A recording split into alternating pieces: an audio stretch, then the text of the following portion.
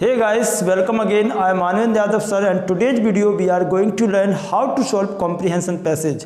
आज की वीडियो में हम लोग सीखेंगे comprehension passage को कैसे सॉल्व करते हैं। इससे पहले मैं एक वीडियो बना चुका हूं, आप चाहें तो उसको देख सकते हैं, नहीं तो आप इस वीडियो को देख करके भी चीज़ों को बेहतर समझ सकते हैं, सीख सकते हैं। देखो, जब बात आती है कॉम्प्रीहेंशन की तो हमारे दिल में ख्याल आता है, भाई क्या ख्याल आता है कि कॉम्प्रीहेंशन को सॉल्व करने के लिए आपको वोकैब आनी चाहिए, आपको ग्रामर आनी चाहिए।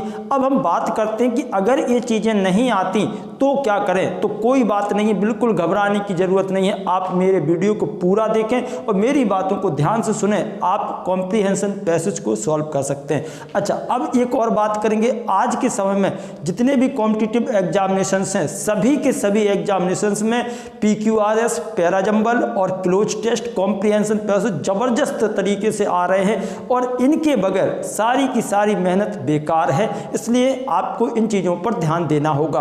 तो हम समझते हैं कैसे हम इनको बेहतर लेवल पर कर सकते हैं। देखो, अगर आपको एग्जामिनेशन में अंक अच्छे उठाने हैं, आपको सिलेक्शन चाहिए, आपको अपने मन की पोस्ट चाहिए, तो भाई पढ़ो। नहीं तो कुछ लोग लगे हुए हैं आवारागर्दी करने में, आप भी कर सकते हैं। आपको फिर समझ में बाद में आएगा तो आप बाद में पढ़ो। इससे अच्छा है कि जब हमें पढ़ना ही है तो हम पहले ही पढ़ लेते हैं और देखते हैं। देखो, कॉम्प्रीहेंशन पैसेज सॉल्व करने के लिए मैंने दो पार्ट में यहाँ पर चीज़ों को डिवाइड किया है। एक पार्ट में आपको ये बताया गया कि पैसेज में आता क्या क्या है, पैसेज के अंतर्गत कौन कौन सी चीज़ें पूछी जाती हैं।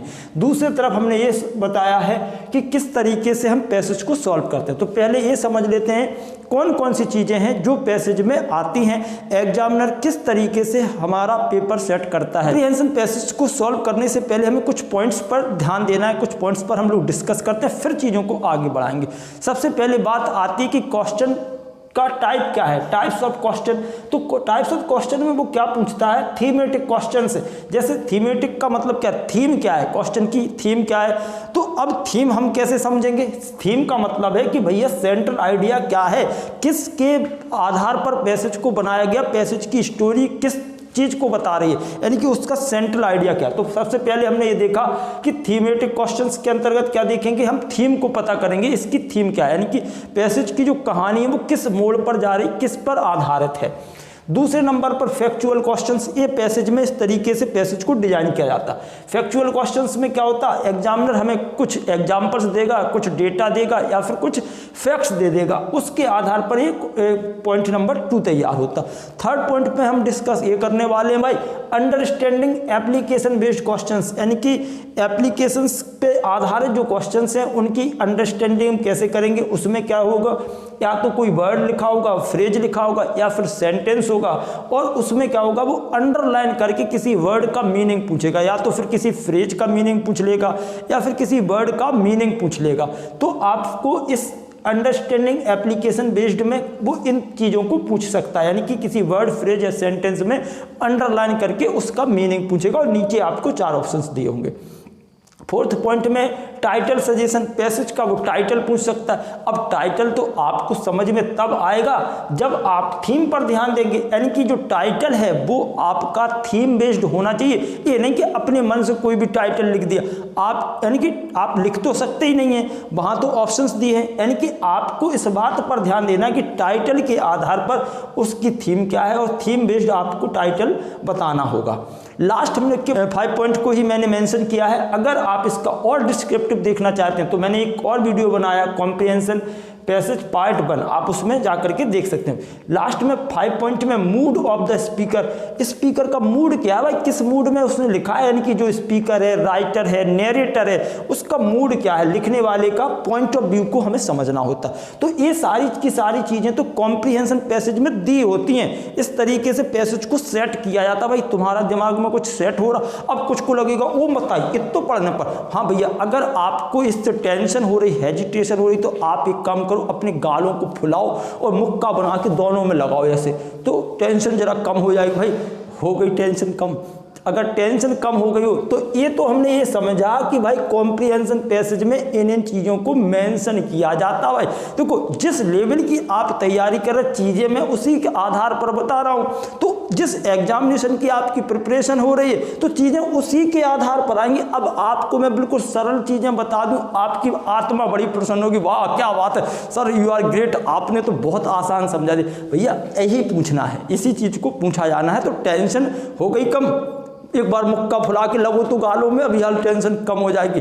अब अगर टेंशन कम हो गई हो तो इस तरफ देख लें भाई। दूसरे पार्ट पर आते हैं। ये तो भाई पूछे जाने वाली चीज़ें, इस आधार पर चीज़ों को पूछा जाएगा। अब आपको बहुत ही कम बातों के साथ मैं आपको समझाने की कोशिश करूंगा हाउ टू सॉल्व पैसेज, यानी कि कॉम्प्रिहेंशन पैसेज को सॉल्व कैसे करें। एक बात समझ लें, कॉम्प्रिहेंशन पैसेज अगर आपने इस पर कमांड बना ली तो आपकी 3 चीज़ें और भी बेटर होने वाली। एक तो आपकी वोकैब अच्छी हो जाएगी ऑटोमेटिक, सेकंड नंबर पर क्लोज टेस्ट का आपका सुधर जाएगा और पैरा जंबल भी सुधर जाएगा। यानी कि इसी से आपका 30 से 40 नंबर का पेपर तो यहीं से तैयार हो जा रहा। जरा समझो कैसे सॉल्व करेंगे पैसेज को। कुछ लोग कहेंगे आपसे कि पहले क्वेश्चंस पढ़ो। भाई क्वेश्चंस मत पढ़ यार, समझ मेरी बात है, क्वेश्चंस को मत पढ़ो। पहले क्या करना है, देखो मेरे पॉइंट को देखो, मैंने क्या लिखा, पॉइंट लिखा, पेंट नहीं लिखा, नहीं तुम सारा पोत दो। हाँ क्या करेंगे, 1 गो रीडिंग, एक बार आपको पढ़ना है। सबसे पहले आप पैसेज को पढ़ेंगे। कुछ बच्चे तो पैसेज पढ़ते नहीं, सीधे आंसर टिकटॉक करते। आप ऐसी गलती ना करें, पहले आप पैसेज को पढ़ें, 1 गो रीडिंग। कुछ कहेंगे पहले क्वेश्चंस को पढ़ो। आपको मेरी बात अगर पूरी समझ में आए तो चीज़ों को समझ लेना, नहीं तो कोई दिक्कत नहीं, आप जैसा चाहें वैसा कर सकते। 1 गो रीडिंग, पैसेज को एक बार पढ़ना है और अंतिम बार पढ़ना है। इस बात को दिमाग में रखना कि बार बार पैसेज को नहीं पढ़ पाएंगे। भाई आपके पास इतना टाइम थोड़ी रहता। आप 1 गो रीडिंग करेंगे, एक बार पैसेज को बढ़िया तरीके से पढ़ेंगे, शुरू से लेकर आखिरी तक पैसेज को पहली बार आखिरी बार, यानी कि पहली बार और अंतिम बार पढ़ना है। सेकंड पॉइंट क्या है भाई, माइंड द अनफेमिलियर वर्ड्स। मैंने पिछले वीडियो में भी इसको बहुत अच्छे से डिस्क्राइब किया। अनफेमिलियर वर्ड्स को आपको माइंड करना, दिमाग में रखना है। अब आप कहोगे सर अनफेमिलियर क्या होते हैं? ऐसे वर्ड्स हो सकता है जिनका मीनिंग आप जानते हो या फिर नहीं जानते हो, वो वर्ड अनफेमिलियर है। या ऐसा वर्ड हो सकता है जिसका मीनिंग तो आप जानते हैं लेकिन उसका आज तक आपने सेंटेंस में प्रयोग नहीं किया। तो ऐसे वर्ड्स को आपको क्या करना है, माइंड करना है। आप उसको अंडरलाइन कर देंगे। रेफरेंस टू द कॉन्टेक्स्ट को इस समझने में आपकी काफ़ी हेल्प करेगा। अनफेमिलियर वर्ड्स को आप माइंड करेंगे। थर्ड पॉइंट है mind the option which contain the main information. ऐसे ऑप्शंस को आप माइंड करके चलेंगे, नोटिस करते हुए चलेंगे जिसमें मेन इंफॉर्मेशन ही हो, तो उन चीज़ों को आप ध्यान कर लेंगे। 3 छोटी छोटी बातें, एक क्या करना है, 1 गो रीडिंग, एक बार पढ़ना, अंतिम बार पढ़ना। माइंड अनफेमिलियर वर्ड्स को माइंड करेंगे। थर्ड पॉइंट में mind the option which contain the main information, जिसमें मुख्य इंफॉर्मेशन हो उसको आप माइंड करेंगे। फोर्थ पॉइंट क्या कहता है, remember the previous and next questions. अब प्रीवियस और नेक्स्ट क्वेश्चंस को भी आप याद रखते हुए चीज़ों को आगे बढ़ाएंगे। आपने ये पढ़ लिया, इसके बाद जब आप क्वेश्चंस को सॉल्व करेंगे तो आप उसके प्रीवियस और नेक्स्ट क्वेश्चंस को दिमाग में रखेंगे। लास्ट बात है इंटोनेशन। इंटोनेशन क्या होती है भाई? इंटोनेशन को मैंने पिछले वीडियो में भी समझाया, फिर समझा रहा हूँ। इंटोनेशन को जैसे समझने के लिए, इंटोनेशन क्या है, आपकी टोन जो है उसमें अप्स एंड डाउन्स आएंगे, उतार चढ़ाव आएंगे, उसको हम इंटोनेशन कहते हैं। इसको समझने के लिए आपको मैं एक सॉन्ग सुना रहा हूँ, जरा सुन ले। जैसे आपने देखा कुछ लोग बड़े ही मजनू टाइप के, आशिक टाइप के लोग होते और आराम से बैठ गए। अब उनकी आशिकी उतर नहीं है, अब बैठे कोने में बैठे और मुँह लटकाए बैठे और पता चले कुछ पत्थर लेके नदी में ऐसे फेंक रहे हैं। अब गाना मैं सुनाता हूँ आपको, उनके लिए है गीत। ठहरे हुए पानी में कंकड़ न मार साबरे, मन में हलचल सिमट जाएगी बाबरे। आपने देखा यहाँ पर मेरी जो आवाज़ थी उसमें आपने अप्स एंड डाउन्स को देखा, इनकी जो आवाज़ में उतार चढ़ाव है उसी को हम बोलते हैं इंटोनेशन। ठीक है, ऐसी चीज़ें होती हैं जब आप पैसेज को पढ़ेंगे तो आपकी पढ़ने में उतार चढ़ाव आएगा और इससे चीज़ों का रीडिंग अच्छा लगता है, इम्प्रूवमेंट भी आएगा। चलो ये चीज़ों को हमने समझा, तो आपको केवल 5 पॉइंट ध्यान देने, यहाँ पर कौन सी चीज़ें आती हैं और यहाँ पर सॉल्व करने के, बस ये 5 पॉइंट्स को ध्यान दें और अब हम सॉल्व करते हैं पैसेज को। लेकिन उससे पहले आपसे मैं एक बात ज़रूर कहूँगा कि आप वीडियो को शुरू से एंड तक देखें और अब मैं जो बात कह रहा हूँ उसको ज़रूर ध्यान देना। आप पहले तो आगे हाथ करके ऐसे प्रतिज्ञा करें कि मैं जिन बातों को कह रहा हूँ उन बातों को ध्यान रखते हुए पैसेज सॉल्व करेंगे तो आपका जितना भी नॉलेज है उतने ही नॉलेज पर आप पैसेज में कमांड बना सकते हैं, एक अच्छे से पैसेज को सॉल्व कर सकते हैं। तो आप पहले तो प्रतिज्ञा करो कि मैं शपथ लेता हूँ मैं उसी तरीके से पैसेज को सॉल्व करूंगा जैसे मिस्टर यादव सर आपको बता रहे हैं। फिर देखो कैसे चीज़ें नहीं होती। समझते हैं पैसेज को कैसे सॉल्व करना, बस कुछ बातों पर ध्यान देना। सबसे पहले वन गो रीडिंग एक बार और अंतिम बार पढ़ें। सेकंड नंबर पर mind the unfamiliar words, unfamiliar word को माइंड करो। और तीसरा पॉइंट बताया था mind the options which contain the main information, उन ऑप्शंस को हमें माइंड करना है जिसमें मेन इन्फॉर्मेशन। चौथा पॉइंट क्या था, रिमेंबर प्रीवियस और नेक्स्ट क्वेश्चंस को। 5 में इंटोनेशन। चलो पढ़ते हैं, समझते हैं चीजों को कैसे सॉल्व करें। One dull dark day in autumn I was travelling on horseback. One dull dark day में क्या कर रहा था, हॉर्स की पीठ पर बैठ करके ट्रेवलिंग कर रहा था। अब यहां समझो भाई, ये लिखा डल डार्क डे, ये डी से स्टार्ट हो रहा, तो ये तो एक फिगर ऑफ स्पीच हो गई। एलिट्रेशन, ये क्या हो गया, एलिट्रेशन हो गया। एलिट्रेशन का मतलब क्या होगा, अनुप्रास अलंकार हो गया। डल का मतलब समझ लें भाई, डल का मतलब है अनइंटरेस्टिंग, अनइंटरेस्टिंग, यानी कि आप समझ रहे हो अनइंटरेस्टिंग क्यों हो गई। वन डल डार्क, डार्क मतलब शाम, डे दिन, इन ऑटम, ऑटम में जो दिन में उसने जो यात्रा की थी और शाम होने लगी, जो क्या हो गई, अनइंटरेस्टिंग हो गई। आई वॉज ट्रेवलिंग, ये जो भाई साहब हैं ट्रैवलिंग कर रहे थे घोड़े पर बैठ करके, यानी कि इन्होंने दिन में यात्रा की, शाम का समय होने लगा और वो यात्रा जो है वो अनइंटरेस्टिंग हो गई। अब आप ये बात पूछो भाई कि सर यात्रा अनइंटरेस्टिंग कैसे हो सकती, आपको मैं समझा दूं भाई। किसी व्यक्ति की यात्रा अनइंटरेस्टिंग कैसे हो सकती, जब आप 4-6 घंटे बैठे बैठे बस में सफ़र कर रहे हैं, ट्रेन में सफ़र कर रहे हैं और आपको एक जैसी ही चीज़ें दिखाई दे रही, क्योंकि हाईवे पर, रोड पर क्या दिखेगी, वाहन आ रहे जा रहे, बस यही दिखेगा, तो आपकी यात्रा तो अनइंटरेस्टिंग हो ही जाएगी। अब उसने दिन भर यात्रा कर रहा है और एक ही जैसी चीज़ दिख रही, तो उसकी यात्रा हो गई कैसे, uninteresting. Travelling on horse back, घोड़े पर बैठा बैठा यात्रा कर रहा था। थ्रू अ डेरी, डेरी का मतलब होता भयानक।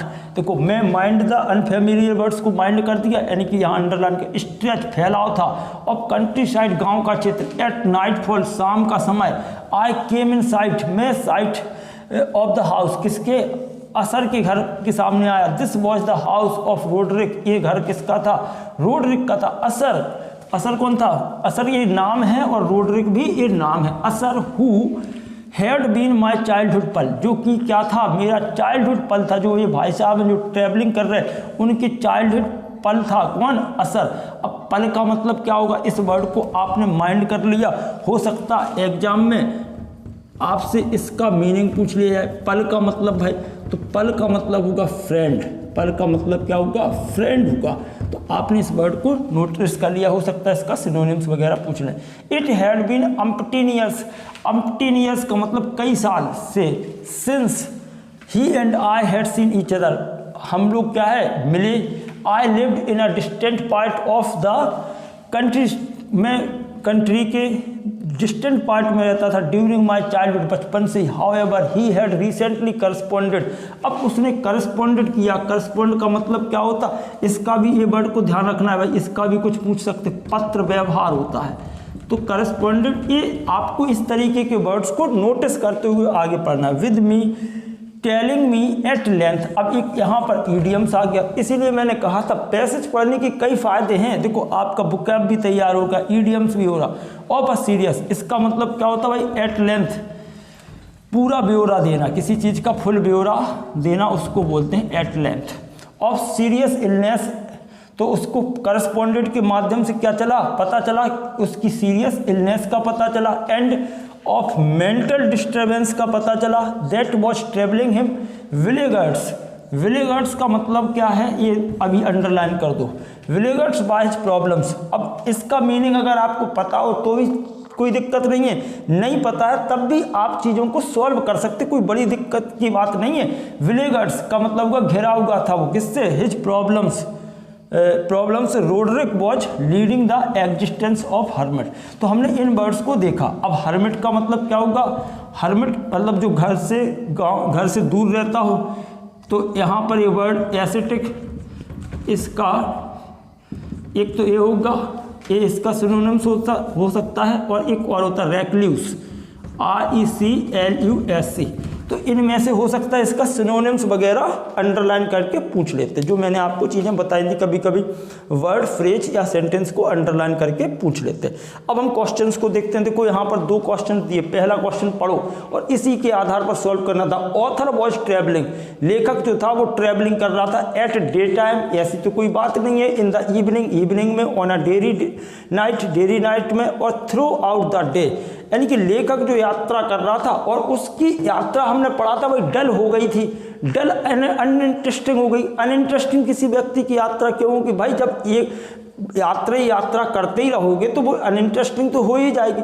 इसका मतलब तो हमारा आंसर हो गया 4th वाला, बिल्कुल सही। थ्रू आउट द डे, जब पूरे दिन, सारे दिन भर आप यात्रा करेंगे तो यात्रा कैसी हो जाएगी? आपकी डल हो जाएगी। यानी कि द ऑथर वॉज ट्रेवलिंग, हमने 4th ऑप्शन को टिक कर दिया। थ्रू आउट द डे, यानी कि पूरे दिन यात्रा कर रहा था। यही देखो, इसी के आधार पर हमने इसको ऑप्शन को टिक किया, क्योंकि उसकी यात्रा डल हो गई थी, अनइंटरेस्टिंग, क्योंकि सारी दिन उसने यात्रा की, इस वजह से। अब नेक्स्ट क्वेश्चन है, द हाउस ऑफ असर वॉज द होम ऑफ, असर का जो घर था वो किसका क्या था? द हाउस ऑफ असर वॉज द होम, किसका होम था? असर का जो घर था वो किसका होम था? द ऑथर्स रिलेटिव्स का, एंड ओल्ड एक्वेंटेंस, पुराने परिचित के व्यक्तियों का, कॉम्पेनियन का। नहीं भाई, ये तो कोई बात ही नहीं है, तो सारे के सारे उड़ा दो। अभी आपने पढ़ा था आप पल, देखो ये लिखा था चाइल्डहुड पल, यानी कि उसके फ्रेंड का था। ठीक है, तो आपने इस 4th ऑप्शन को भी, इसका भी सेकंड क्वेश्चन का 4th ऑप्शन सही होगा। आपने 2 क्वेश्चंस कर लिए। अब तीसरा चौथा मैं आपको क्वेश्चन नंबर 3 देखते हैं। The author lived in the country, लेखक कंट्री में रहता था कब से भाई? During the time of writing, during the childhood, during the period in between, और ड्यूरिंग हिज यूथ। तो आपको देखो, आप यूथ से कोई लेना देना नहीं है, during the period in between से कोई मतलब नहीं है, ड्यूरिंग द चाइल्डहुड। हाँ, ये बात बिल्कुल सही हो रही है, क्योंकि इसका ही तो हम जिक्र कर चुके हैं। देखो ये पढ़ा था हमने, चाइल्डहुड से ही रहता है, माई चाइल्डहुड, ड्यूरिंग चाइल्डहुड। ठीक है, तो ये ऑप्शन यहाँ पर बी वाला करेक्ट हो गया। अब हम क्वेश्चन नंबर 4th पर आते हैं। The author came to know, author को पता चला ऑफ हिज फ्रेंड्स इलनेस, अपने मित्र की बीमारी का पता चला। कैसे पता चला था? थ्रू लेटर्स से, थ्रू लोकल गॉसिप से, फ्रॉम अ म्यूचुअल फ्रेंड, और इससे फ्रॉम अ न्यूज़पेपर करस्पॉन्डेंट। अब आपको लगेगा कि कोई करस्पॉन्डेंट पत्र व्यवहार होता, आप तुरंत इस पर टिक कर देंगे। भाई इसको टिक नहीं करना। हमने क्या समझाया आपको? पत्र व्यवहार से, और पत्र व्यवहार थ्रू लेटर से पता चला। तो जो बच्चे इसको देखते, अच्छा करस्पॉन्डेंट मिल गया पप्पा, यही सही है, ऐसे सही नहीं है। ये पत्र व्यवहार एक प्रोसेस है, और वो प्रोसेस होती कैसे? थ्रू लेटर्स के माध्यम से। यही इसी तरीके से तो हम पत्र व्यवहार करते हैं।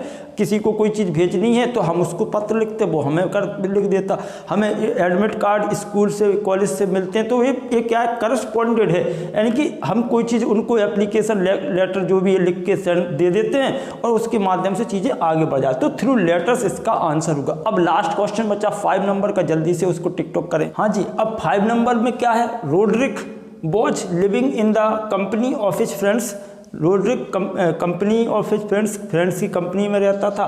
Was engage in many social activities, कई सोशल एक्टिविटीज में इंगेज था। Was involve in his thriving business में, और हैड बिकम अ रेक्ल्यूस। तो अभी हमने इस वर्ड को सीखा था, Roderick was leading the existence of a hermit, और हर्मिट का सिनोनिम्स क्या था भाई? रेक्ल्यूस था। ठीक, तो यहाँ पर भाई रोडरिक, सीधा सीधा हमें आंसर मिल गया। क्या मिल गया? हैड बिकेम आ रेक्ल्यूस, और ये इसका हो गया, यानी कि यहाँ पर 4th ऑप्शन डी आंसर सही होगा। तो ये था कॉम्प्रिहेंशन पैसेज को सीखने का एक अद्भुत तरीका। Guys, if you want to generate master command on English language you will have to practice. आपको कुछ नहीं, बस एक ही काम करना, प्रैक्टिस करिए पैसेज पर, आपका कॉम्प्रिहेंशन पैसेज इंप्रूव हो जाएगा। और मैं आपके लिए जल्द ही क्लोज टेस्ट, पैरा जंबल और क्वेश्चन टैग के वीडियोज को जल्दी से अपलोड करूंगा।